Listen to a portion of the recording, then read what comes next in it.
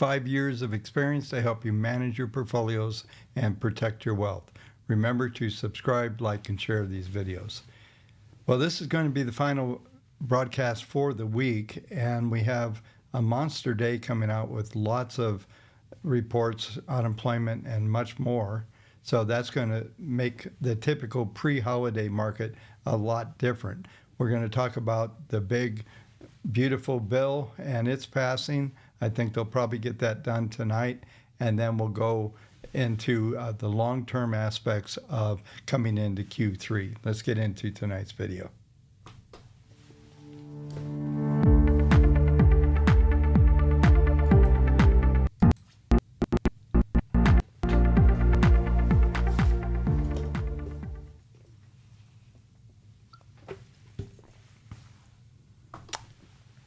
Welcome, everyone.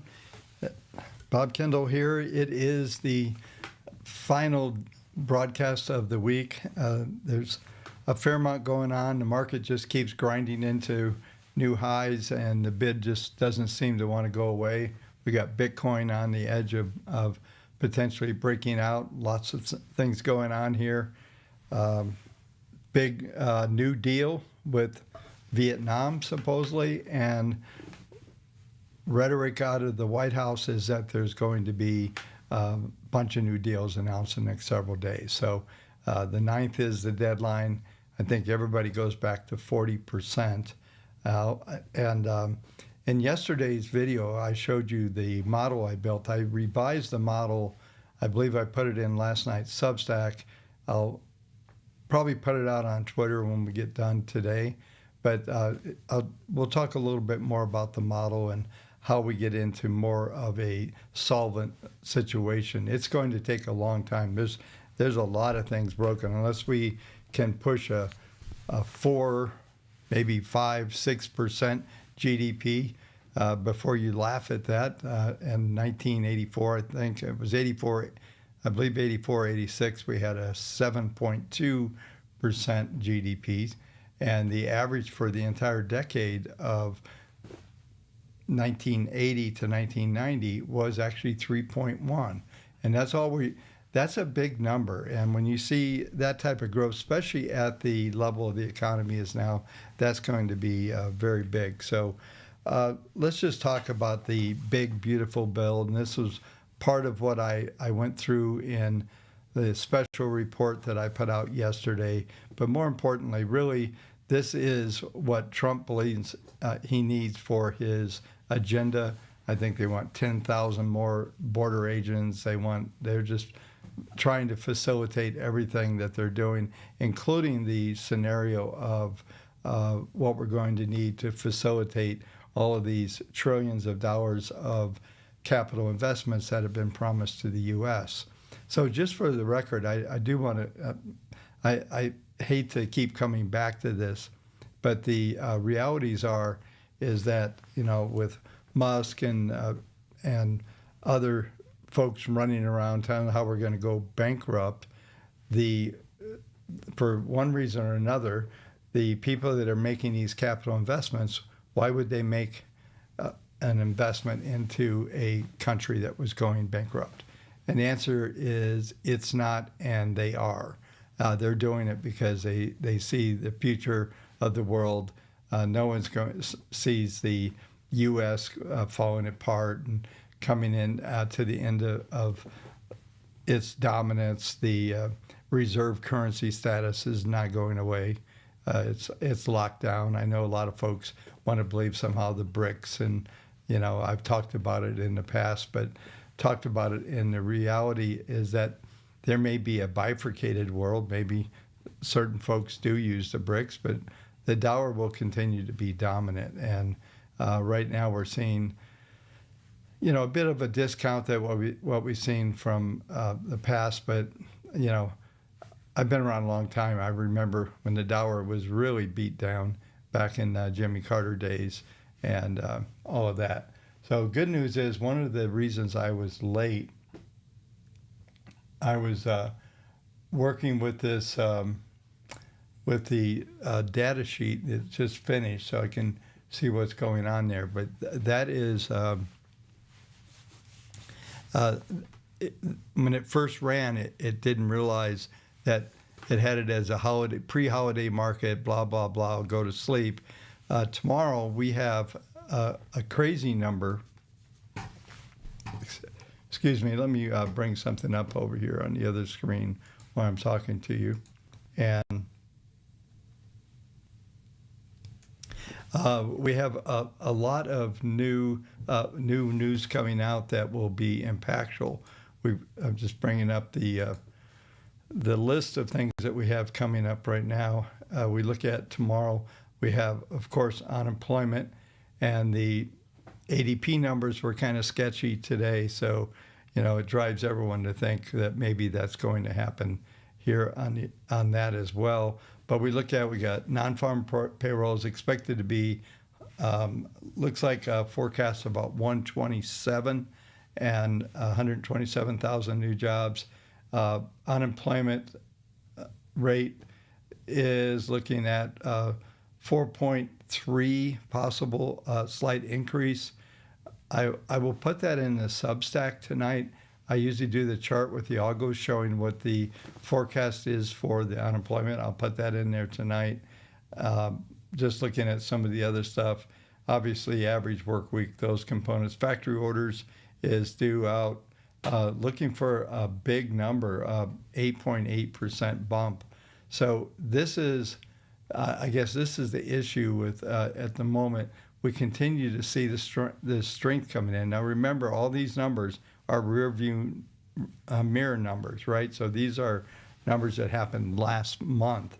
And I've been on a constant, steady course of me telling you that we're basically going to see some weakness in Q3 and Q4. Well, here we are in Q4.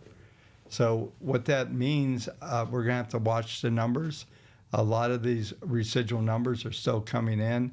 And there's something that happens a lot of times. If you have like the first quarter is negative, which we had, and then we get this rebound that we saw, basically a V bottom, and now we're into new highs. The question is going to be, is this going to be an expanding triangle or something of that sort? And I'll go through the monthly and the quarterly charts, everything we usually do on the longer term or the beginning of a new quarter. So this show today is just about that kind of stuff. We're going to stay focused. I'm not going to do a lot of short-term stuff. I'll do that in the Substack. So get that, kendallreport.com or kendallreport.substack.com, and you can get that $8 a month. And there is a 4th of July special. You can get an annual rate at $80 for the year. So get that. That'll go away on probably Sunday night. That offer will go away. But get that, because that's where the micro stuff's going to be and all of that. So we'll take a quick snapshot look at the database. And of course, because it's a shortened week, our intermediate database will run tomorrow. So I want to focus in on some of these longer effects and things that we have out there. So let's go ahead and let me just see before I bounce over here. Let's just make sure we've got the models have been run, and make sure everything is updated here. Yeah, we continue to see crazy. Was 70? Yeah, we're still getting crazy buying. We're at 80%. So let's go ahead and get into this. Okay, so we'll zoom in here. 80.43 now. Let me click over here so we can get to the all stats page, which shows us some more detail. Yeah, 80.47 or 80.43, and then we come down here. 2 days ago, we got over 1,000 views, 1,000 new buys coming in. We got like 600 something yesterday. We got another. We're about 650 again today. We're now at 80.43% bullish, and 78%. You'll probably notice in the Substack when I go through WaveTech database, 78% is kind of considered fully invested. The fact that it's fully invested doesn't mean that it's necessarily overbought. And what it does mean is that it's got a lot of traction, and then you have to go, and I'll show you these numbers over here. You have to come up and right here where we have the average days long is 39. Right now, current duration is 23. So we're 61%. So there's still 40% of the forward-looking part of the database to still keep good, solid traction. And at 80%, I mean, our first real stop, 68, 62, is still a positive rotation. I talked about this the other day, is that what we're getting, what we got last year on the intermediate is we stayed above 61%. It would get up around 68, 69, 70 number, and then back to 61, but it never dropped below that. So we're seeing a real sustainable, because if you think about this, when we were at the minus 21% negative for the year on the index of the S&P, this database was blowing out completely. And then we started to see the rebuilding, and over the last 12 weeks, we've seen the database get up above 42, then go to 52, 58. Now here we are at 80. It's in the stratosphere. It can go as high as 90. I've seen it in the 90s, 92, I think, at one stage. But it normally gets at the 78 level, and then we'll start to see some rotation. But there's no signs of this. I mean, we're still adding on. So here's what happens when we look at this current duration number and the average days long. Because of all the in the last 3 days of all these new buys and sells that have come in, what we're looking at is it extends that. It kind of puts a positive rotation, because if you think about it, we're putting all these new trades in that are just starting a new cycle, and they're in the beginning. So there'll be some old stuff roll out, but it will keep the cycle in that 70% range probably throughout the next, possibly the next couple of weeks. So this happens, and because of this, I'm going to kind of migrate here over into the intermediate models. Because of this range now, we can fully expect that when the weekly models run tomorrow, they're going to be in excess of 62%. Let me just go back over here, and let's just get over here and just see where it is currently. It's at 53. I would expect to see 58 taken out, possibly of just a huge jump into that 62% level. I wish there was an index to trade this, because I'm very good at calling this, because I've used it for so many years, and I'm the creator of it. But the point is that what we're looking at is a continued positive rotation, and this is really messing up my Q3, Q4 forecast for weakness. Have tried to hedge that bet a little bit by saying, the market is not the economy. We'll see. I mean, we have seen a little bit of softness come into the economy, but we'll see when we get the report. And on Sunday night, we'll cover that on Sunday night's video. I should be able to be around as far as I know. Okay, so but that kind of summarizes where we are right now on the database. So a couple things. I'm going to rotate over to the market here, and what we'll be looking at is here's that daily configuration. We still see it kind of winding up above this 10-day moving average. Looks like as we come into next week, we might see a little bit of that rotation. So quickly cover short term, and I would the same type of configuration is on the NASDAQ. So I'll touch on that, and then we're just going to stick with the long-term stuff from there. And in fact, let me, this sheet has finished running. So let me just grab this link, and then I will show you. I'll show you what's going on here.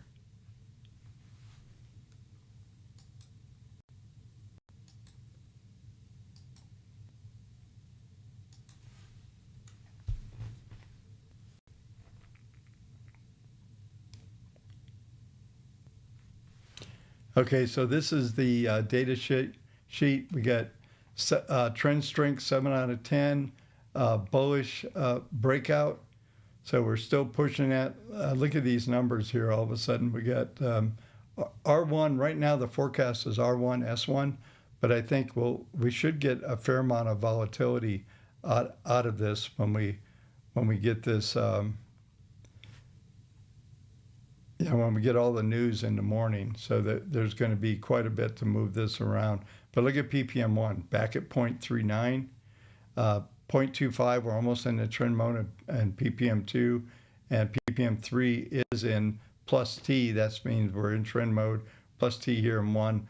We're probably not much. If we close higher tomorrow, we'll probably see we're right at 0.23, which is considered to be maintenance mode, but it is definitely some upward trend. So R1 62.86, we're trading 76 right now. That's 70% hit.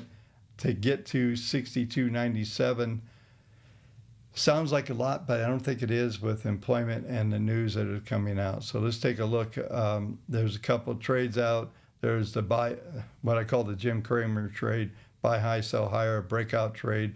Above 86 would be 87 buy, target for 97.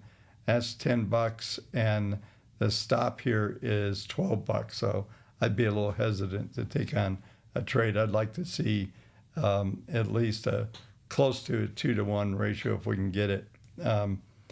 Buy support right now would be buy the S1 by 62.68. That'd be about 8 handles lower, and then the target would be to come back and hit that R1 level, which would be 87. Let's take a look at some of the analysis just that the algos came up with. So it's still in that tight consolidation phase. We're seeing a bit of a contraction there from the standpoint.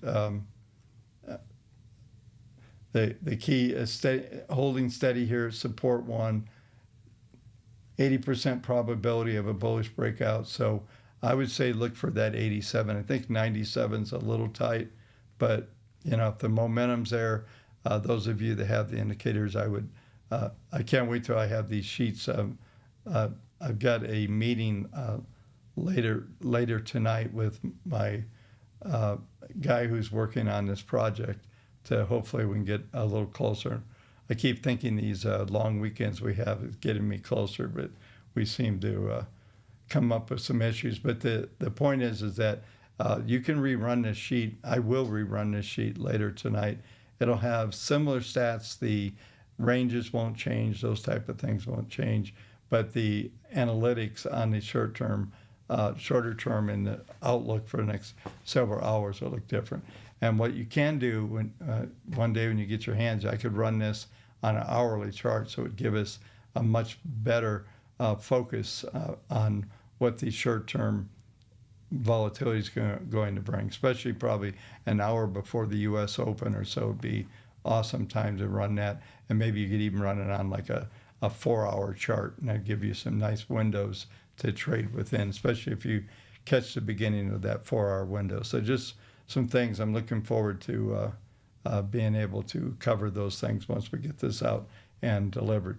So let's go ahead and go back to let's go to, I'm going to use SPX because I need the longer term. I'll use the SIBO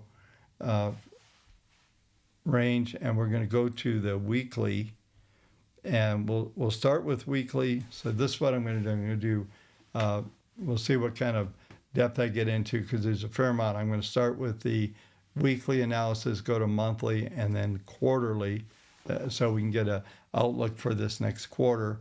And it was interesting because I was reviewing last quarter's update. It was pretty accurate. So let's just let's zoom in here a little bit on this at the moment. So we still have a little bit of upside here. 63. Let me zoom that in so you can see 63.19, 62.84. So we're right at, for the week, we're coming into the extreme period from that standpoint. You can see what's interesting is the weeklies forecasting out that we're going to roll over a little bit.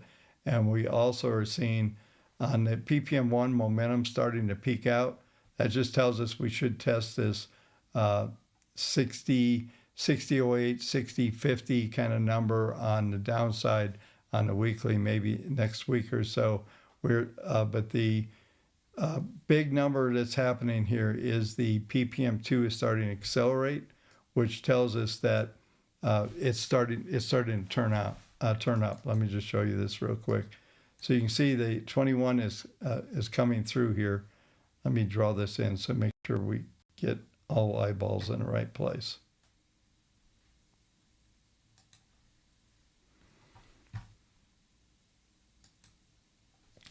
So right here is the 21, and you can see what's being forecasted here is it's going to come up here. The red dots here are forecasting, I'll just connect the dots here, that we're going to come into this 10-period moving average. And my expectation would be that maybe the market grid starts to broaden out a little bit and we get a bubble. So I was talking there for a while that we would get a rejection off the new highs. Where when you look at it, we're still within the range to get a rejection and possibly get into a point where you might see, the market comes back, tests the 10, and then maybe comes into this 21, and then we get some kind of big flag. So there may be more work to be done. It may not be, off to the moon. That may not be a very realistic expectation from that standpoint. So, but I think there's still some upside in here, more consolidation, which we should probably do a show one day where we just focus in on some of the key stocks, the Apples and the Mag 7, and then do a stock show only. I'm sure most of you would really enjoy that. But the bottom line is, this is probably a place still where we can stall and not go, and this is weekly. So now let's go, and this is cash market we're looking at, right? So now let's start to go out and go to 20,000 feet up, and we'll look at the monthly.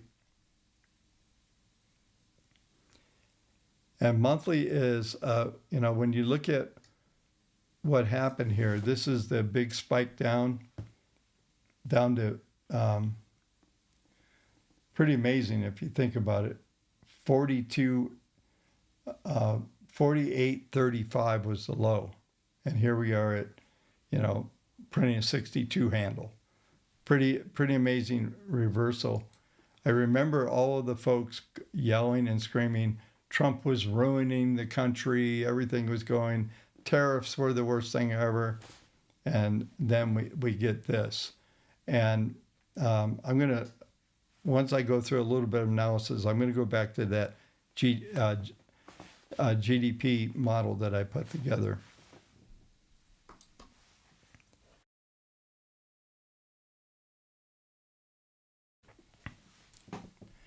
So yeah, we'll go back through that model and try to get some more perspective. But this is the other thing, that there's not necessarily a risk, but a scenario that can unfold since we got the volatility to kick up because of that action we got in April, and then this big sharp rally back. Typically, we get one of these bubbles. We've got another volatility bubble, which we'll have to normalize before we'll be able to get into a new trend. So there's an argument here, and I've been saying for a while that this is not a new bull market. This is part of the previous sector. So let's break this down. Like usually when I do these longer term events, talking about some of the longer term markets, that we get into this viewpoint here. And I'm not even going to use indicators or anything, just looking at pure market structure. And there's a good chance that what we're doing is coming into another one of these top formations. So let's do some drawing here and talk about what's happening.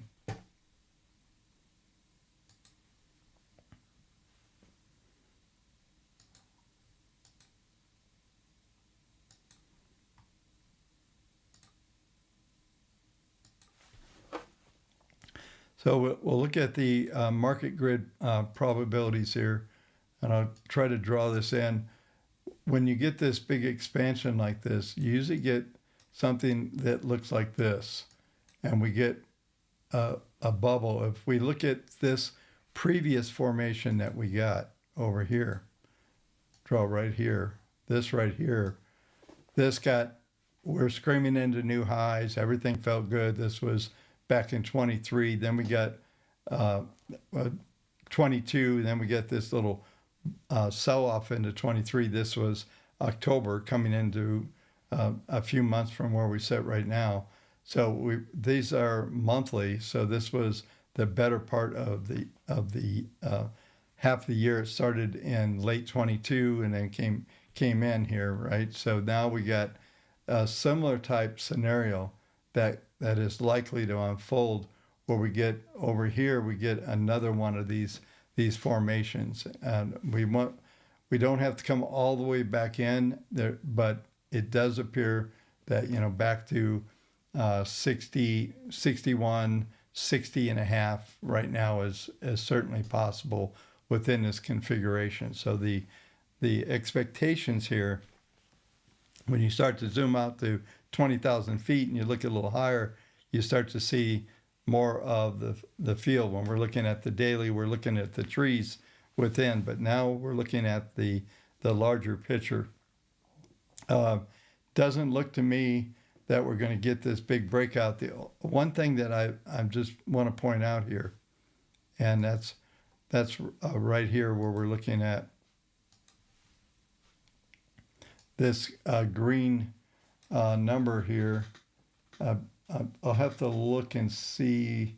I don't see it on the screen. My screen's frozen, so I can't move numbers around right now. But this we're trading above this pivot. We stalled right here before, and we did. Looks like we. Let me zoom in here a little bit. Yeah. No, it's still calculating. So that means this is a bit of a pivot. So we could have, because of this range, we could trade well into this range. Let me just look at what this suggests. We're looking at the potential for minimum 60. Yeah, 60. We're above 61.14, so the minimum would be for the 63.31, and then there's 64.72 and 66.73. That's within the monthly market grid. So it's very possible that we could trade all the way up in here. So it doesn't mean that we're going to just stall and it's going to go over. We're still working within that bubble formation. And so there's still a lot more to the upside, although we're seeing the weekly starting to get to a point where it could stall. It's at prices where it could stall.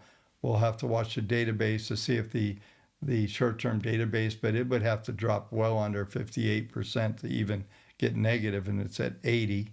So there's nothing going to, this upward bias is going to continue. I said the somewhat of the rejection that I was talking about doesn't look like it's likely. So it could be, we break down this new third quarter here. What could happen is we're going to get, maybe market continuing on. It might be that July ends up to be the final high of this rally and this push, and then we start to see some things start to forecast in. So let's get rid of all this and let's take a look at the indicators here. Now, this is something I've been teaching you, especially those of you that have the indicators. KendallReport.com/indicators. You can find out more there. But this, when we see the PPMs down, and we have, the expectations are telling us that we're not really get confirmed. Now, PPM 3 is still got some positive, but that's really focused here on the 40-month moving average, which would be very similar to the 200-week moving average. So we came down to it in April, came down, and then we screamed off of it. but we could get into this just big giant zigzag. Maybe it ends up looking similar, somewhat like this range that we had over here where my cursor is, going back into February of 22, and then we get a bit of contraction. I think this is going to be a bit different. There's some fairly substantial upward momentum here on the monthly. So this is a monthly chart. So now we're going to 50,000 feet, and we'll see what we get from here. So now we're going to go to the quarterly, and this is what I was looking at earlier, and I saw this, that we had over the last couple quarters, we had this accelerating ppm over here where my cursor is, and then we see this big upward surge that came in, and it looked like everything was going to go, and then we get this big surge coming in on this level here. Look at the expansion of the market grid, and this is pretty mind-boggling on a quarterly basis. The red dots are suggesting we're going to go sideways into the 10, and this is a 10 quarter moving average. So what is that? Yeah, that's like 30 quarters back, right? So it's a big number, and we're seeing it just roll up, and ultimately the moving average is going to be up at 6,400. But we also have a giant volatility bubble forming. So my expectations are we are going to hit in this next cycle, whether it's this quarter or the next quarter, so this Q3, that I think we get to a climactic type situation. Doesn't mean reversal, collapse, or anything like that. The underlying statistics under here are very bullish, but it does mean that we get to an extreme valuation, and then from that there's going to still be a monster uptrend going up. If you just think how we just stepped through weekly, monthly, now quarterly, so this is big. So when we look at the PPMs, the PPMs are also suggesting some loss of momentum. But even if I come here, these dotted lines, let me zoom in. These dotted lines here are the forecasts. The solid line is the actual value based on the last trade. And these are all the things that happen, the calcs for each of these indicators looking backwards. But looking forwards, it's forecasting that we're going to see some loss in momentum. And even that loss in momentum is still a plus 42. So it's still bullish. So what that tells us is that this 10 period moving average is likely to be the floor. And since it's rising every quarter, now remember, I want to zoom out again here real quick.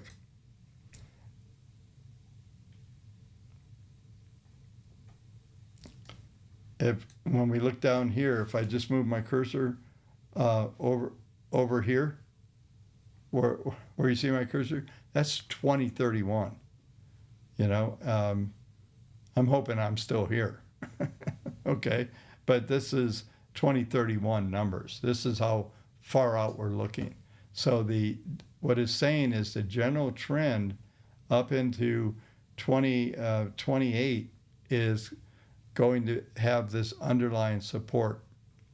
Now, I'm going to tie in the beautiful big bill here. If they get this thing passed, which they will, by the way, despite what everybody, I saw the Democrats all standing in the crowd. All 210 of us will vote against this. They're voting for the biggest tax increase. They're voting for again, for crazy stuff, right? Just to oppose Trump. What a sad state, right? I mean, someone's got to be able to look at it and go, I don't really want to do that, but man, they know how to stick together. They know they're good. But the bottom line is, this is the other thing that's out here. There are live Fibonacci targets up here. 71, I've talked about these for a little while now when they came out. They came out in April of 24, so over a year ago. and these numbers are still valid, and they are live. So we're looking at right now 71, 21, and let me bring this up on the bottom page here. 71.21 and 77.41. So if this forecast is real and these numbers get hit, then there's some really positive markets ahead of us. Many of you know I'm a big proponent of AI, what it's doing. I know what it's done for me and what it's about to do for all of you folks. And some of the things I have. I have a unique position because I've been working with AI since 1992 in a expert system, and I have been working with programmers for years, so I know more than enough to be dangerous, and now I can actually implement some of these. I still need some folks to tie the knots and clean things up, but prototypes and concepts can be tested, which is really exciting for me. It's like it's like turning the clock back 10 or 15 years for me, because there's things I've been thinking about for a long time. So the plan is to, from a legacy standpoint and everything else, is to get these ideas and concepts out there, get them on the street so everybody can use them. Actually, many of them have to be proven that they actually work. So, but there's a lot of stuff for me to do. So that'll keep me, hopefully, keep my brain active as I get even older.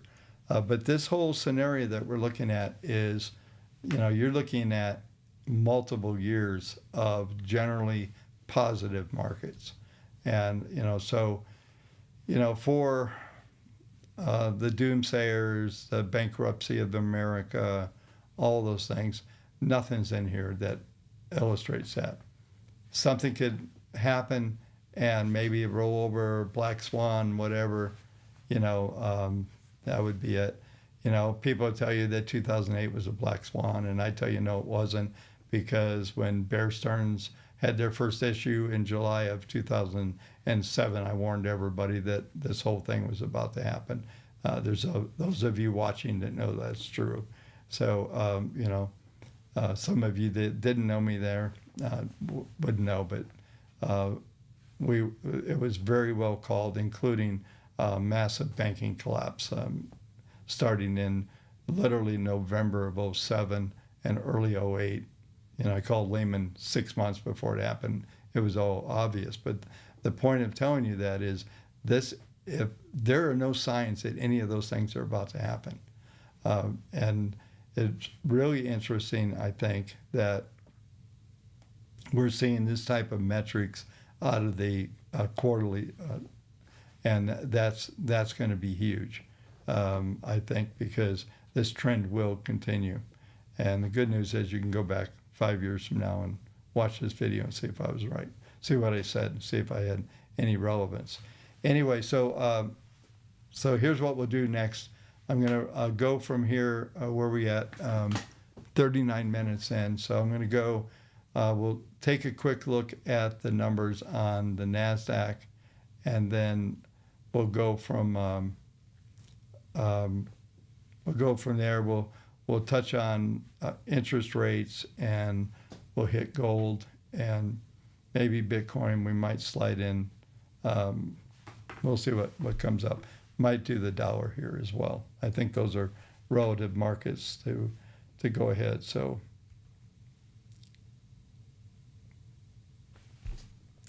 let's just stick with the 100 futures. You know what?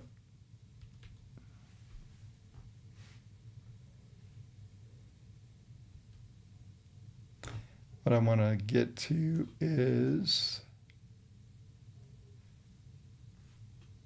I had one, oh boy. The one thing I hate about TradingView is they have so many symbols. Sometimes just finding another symbol. I wanted one that, well, wait, I am on quarterly, so I can back this up. I was thinking I was looking at something earlier. Okay, there we go. So it's interesting as we look at this is the monthly, so we'll go top down just real quick. Monthly is showing flatness. We're coming up against some of these fib targets. This is kind of interesting. Back in April of 23, the fib targets on the upside were 20,580, 24,469, and let me zoom in on that so you can see them. 20,590, 24,469, 26,865. This 24 target could be a reasonable expectation. We're trading right now at 22.4 or 22,670. So we're not too far from hitting that. That's probably a reasonable target on the upside. That keeps us within, this is a monthly, keeps us in the monthly grid as well. And then we see momentum on the algos and the predictors, both the WTARs and the algos on the indicators are all showing loss of momentum, moving down into all the way into August 26. So when we start looking at markets from this viewpoint, it takes a lot of time to unfold.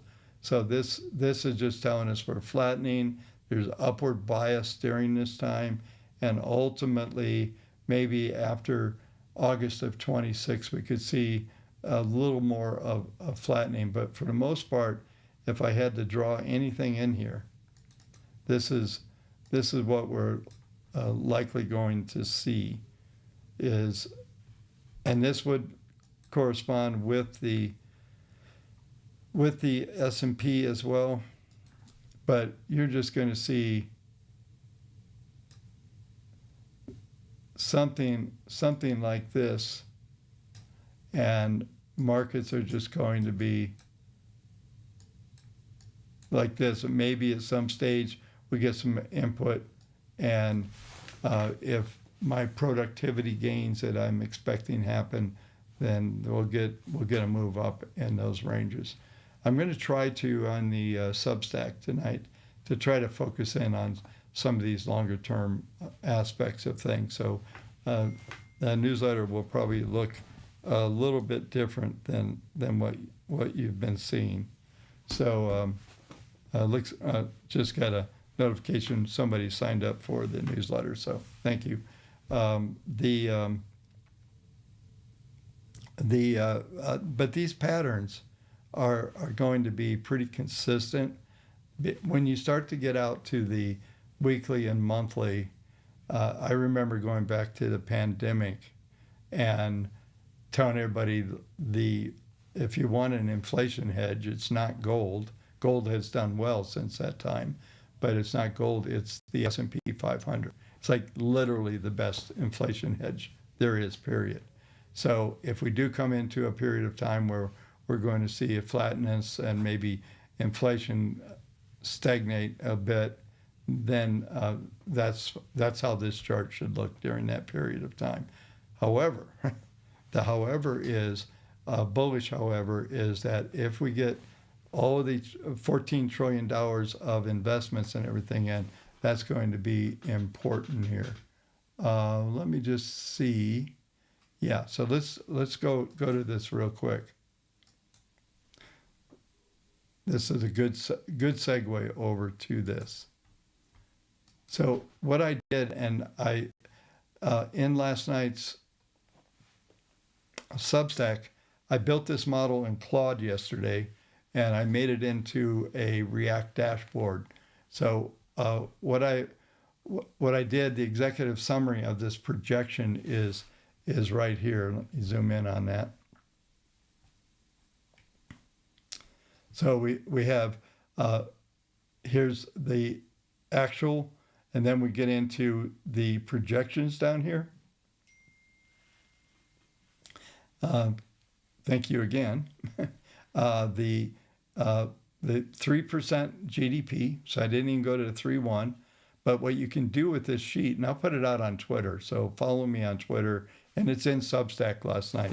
You can click on the link, you come to this exact page. But the reason why I bring this up, but this is the scenario that we have to kind of put out. There's GDP growth, and what I'm projecting is, believe it or not, some spending decrease, and the reason why is the tariffs. And I built in a tariff slide, so you can play with the tariffs and you can play with different scenarios. It's kind of a fun sheet. I wanted something for myself to build out. And if you folks aren't on Claude or doing something with AI, you need to figure this out, okay? So when I come over here, and you can see here I have a tariff rate of 30%, and I was just looking at, like, for instance, in the Vietnam deal that they did today, what they said is, hey, I think it's 20% with Vietnam, so that puts Nike shoes, all this kind of stuff in there. Nike's already run like 20%, but you look at so they get, and then if they bring a boat from Vietnam and they throw some other stuff as they stop through another port, all of that stuff then is taxed. There's a tariff of 40%. So depending on what it is, it's going to be something greater than 20. Probably everything equalizes around 30. But what's nice, this slider right here, is you can make it, you can bring it back. And let me just show you. So what's nice about the tariffs, you'll see the chart rescales itself, and it changes all the metrics. So there's that there. So 30. So that's 15, 20. Looks like you kind of got to do it one at a click at a time. So back to 30. What's nice about this is a little bit different chart than I had last night. I refined the model. And what we're looking at here is you can see the tariffs stop in 2030. And this changes. This is the GDP growth. So reason why I bring this up, this is what my argument is not what you need to do. You need to cut the expenditures, but you can do a lot if you can just decrease them a little bit. And I'm just making an 8% drop, so not even a full 10% off the top. If they can just get that, but you got the tariffs, you got the investments. So I've programmed all of this stuff in here from the standpoint of $14 trillion of right here, total $14 trillion over 10 years of investments. Let's just assumption, right? Maybe I'll put another variable on that and you can change that. But what's nice about this, it gives us a view of what is likely to occur. So I can go up here also, instead of this is optimistic, I could crank this to 4%, and then it basically shows me, I'm just trying to get, it's not too, I'm just looking here, not to, if you did everything that this model says, you got GDP up to 4%, you got, you reduced the expenditures. That's why you see these reds coming down, and you juice the GDP, it will take you to 2033, sitting here right now, to get to 102 debt to GDP ratio. So it's definitely better than where we are right now, but the 121. So the tariffs make a big difference. And so here it has tariffs end after 2030. So I can come up here and I can have them continue through 2036. So now when we look at this, now we get a year earlier, we get to 103. And then by 33, we're actually under 100, the ratio of 100. And then by the time we get to the end here, we're pushing a GDP ratio of 80. So if, and this is a big if they were able to be disciplined and this model works out, we know that one of the things I was trying to work on last night was sort of a auto regression, but I didn't have enough data to be able to generate like some variables, because we know it's just not going to be a linear thing. But what it does, and the reason why I built this, is you need to get some perspective of what can happen within the economy. It's just not Trump bad, somebody else good, CBO right, CPO wrong. There's something in between. It gives us some way to, I need this anyway. You get to the point where you can see, if you can see some probabilities and change some variables, you can see their effects. And it'd be nice to even take it down to a quarter by quarter modeling viewpoint. I'm sure the Fed, they have almost 30,000 people work at the Fed. And I don't know if you guys heard about the stuff going on with Powell. They're claiming some kind of corruption with Powell. They just want him out. Now it's just the way the world works, right? But but all of this, if you can vision some of this coming into play, now it starts to make sense. And this is so far, this is long term. Doesn't mean anything about any trade you're going to put on tomorrow, next week, next year, maybe next year. But at least we have.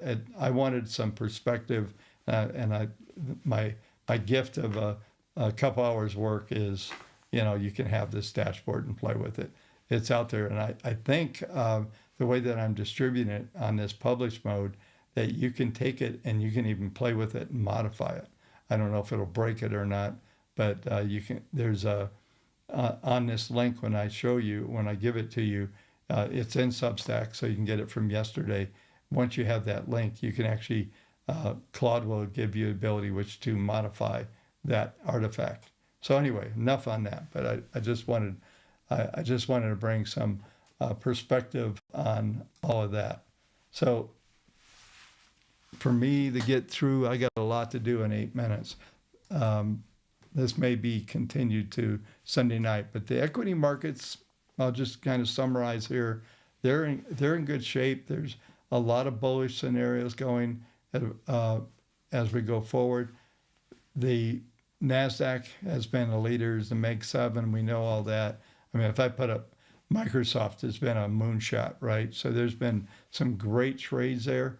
The beauty is that our WaveTech caught a lot of this stuff. You didn't miss out on anything. But the bottom line is this growth pattern that's being set. And this is why that beautiful big bill is so important, because it does put things in play to be able to facilitate the investment, and hopefully they can keep on some kind of Doge, because just a little bit of Doge will get that down. They just found, and there's probably going to be a bunch of this stuff. I think it was New York State or something. They found somebody remember the old PPP loans they did during the pandemic, got busted for like monster fraud, 26 million or something ridiculous. So there's a lot of that stuff went on back in those days. And so, yeah, so we just got to get rid of the fraud and all that stuff, the stuff that Doge was doing. So little Doge, little AI to get GDP up to 3+%, and a little discipline. Maybe somebody will manage to get term limits around, because I think that's one of the things. There's some other elements that you could do to cause the longer term thinking and doing the right thing versus how do I get money from some NGO or from some other group that wants to keep me in office because I help them out. So we've got to get rid of that. If we get rid of even 20% of that and just keep getting working towards a more cleaner government environment, then there's hope, folks. I'm always the optimist. I told you that.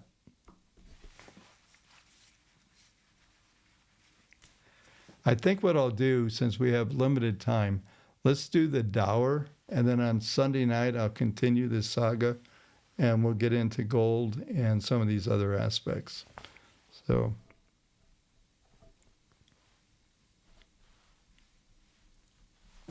all right, so let's take a look.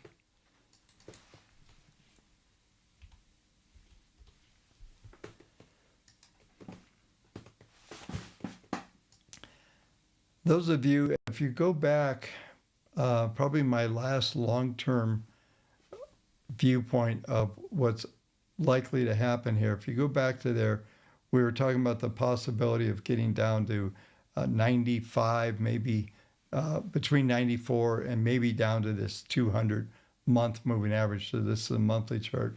So we managed to get to 96 here. I think that's the low. So this market grid is suggesting 94.7 all the way down to 92.65. So that's definitely further weakening for the Dower. This little blow up that we had in February, it's just been straight down. So there has been a number of cases over the years that the Dower has been depreciating, and that weaker Dower was actually a positive.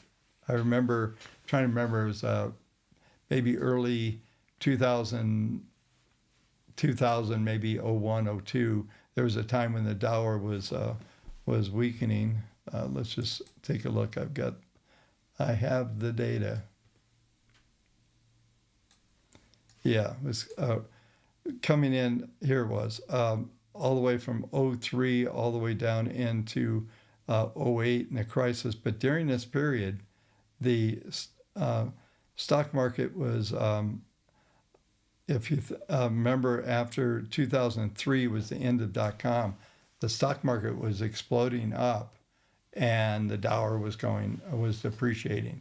Of course, it went right into it bottomed in the crisis. Why? Because they pumped all the money in. They did all of those things. So there's times when we can look at the Dower and a depreciation in the Dower, and it's actually a positive for the market. Weaker Dower makes our products more cheaper overseas, all that. And maybe with this push that Trump is making right now to try to normalize trade, and maybe that's part of the scenario that we're seeing here. I haven't put a lot of thought into that, but this is something to look at. And it looks like we've got way more weakness coming in yet, potentially getting down to those numbers I was just talking about, put us down toward this 90, 92 and a half. Could exceed that, but the 200-month moving average on the Dower has a pretty good trajectory from is still positive, slicing through here. So that should be kind of a demand line at some stage. And if you look at previous situations after we've gone above it, every time we've went down to the 200-month, it's been a reversal point. So doesn't mean it will be this time. We look at the algos adding in here as we look out into end of the year. This is monthly, coming in probably all the way into next summer, spring and summer of 26. Could be right here. We're seeing an increase here, so maybe the Dower hits that level and bottoms out. Should be not hearing much about trade deals anymore. Material deals, they're going to get done or are already going to be done. I suspect by the end of this summer they'll be done, and that will be how things play out. Pretty quiet session. Everybody must be out of town already. Let's see what kind of comments you guys are coming up with. No, I never said crypto was going to 77. Don't be an idiot, JM. I never said that. I said if it penetrated a certain number, it would. It hasn't done that. I said it's bullish, and the targets are actually 121. So get your facts straight there, brother. Okay. I love guys like you that want to make somebody wrong. You said this. I didn't say that. I said that would be the target if certain events happen, and I said I didn't think they would. So got that cleaned up. Yeah, from Trump's mouth, where are you getting 14 trillion investment? Trump claims he's got 14 in the bag. I don't know, but it really doesn't matter. You can. That's why I'm going to put a variable on that number on that sheet. Maybe I'll do that before I release it out.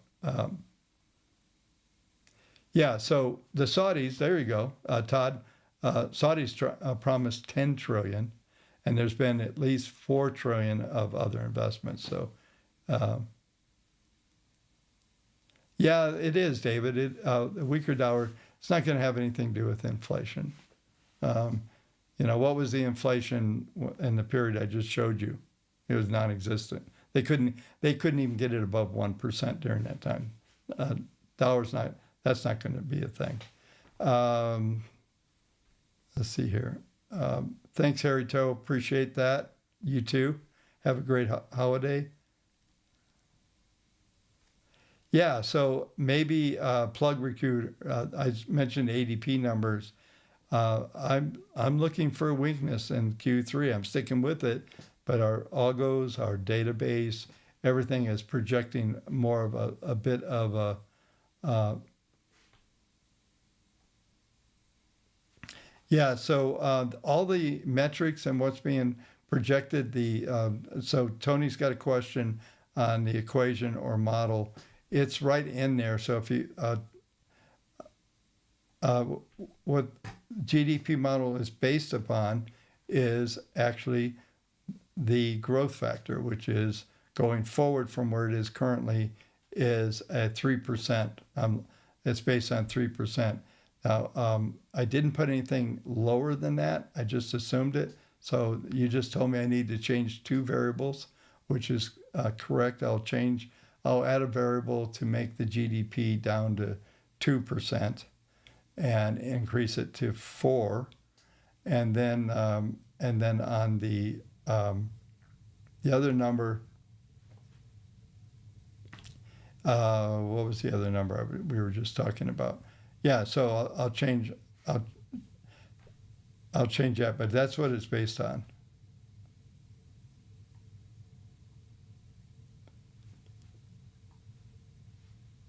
Andre Brooks, Bitcoin, please. Like I said, I'm going to do long term. So you can get a free trial if you don't have the Substack. I'll do something there tonight.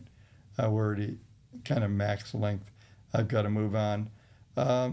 Pretty quiet tonight. Not a lot of folks hanging out, but appreciate you watching. Hopefully on the rebroadcast, there'll be quite a few people. Just looking here.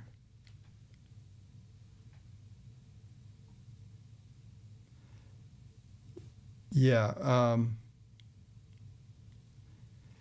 You're going to need on Claude AI. You can.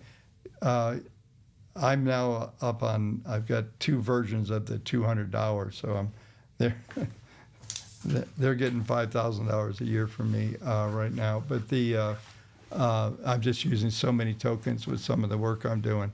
Sometimes I have 6 Claude instances running in here, and I'm sure that's nothing compared to other folks, but I've got a lot going on. But yeah, so a couple of things, and then we'll close out here. On all this stuff, you're going to need at least a Claude account. You have a freebie. If you do a lot of analysis, these sheets that I'm putting out eat a lot of data, a lot of tokens, and then, but yeah, you will not need a Claude account, I don't believe, on the link that I'll put out on Twitter or in Substack. You can just click on it and it will give it to you. I think there's an option to open it in Claude, but you don't need to. If you want to try to play with my model and modify it, then you're going to need a Claude account. But you can get the freebie. You can go a long ways with that. There's a $20 a month, and it got 100, 200, and I keep blowing up tokens. So I'm having way too much fun. The reason why you folks get the newsletter at 6 a.m. Eastern time is because I'm up working. That's the last thing I do every night is do the newsletter. Anyway, folks, as always, thanks for watching. Hour and 5 minutes. Sorry for being late. See you Sunday night. I will let you know if there's any changes to that. Right now, I'm assuming that we'll have a nice holiday, and I will be here on Sunday night. So have a great day, great evening, good day trading tomorrow. We should have a fair amount of volatility. See you then.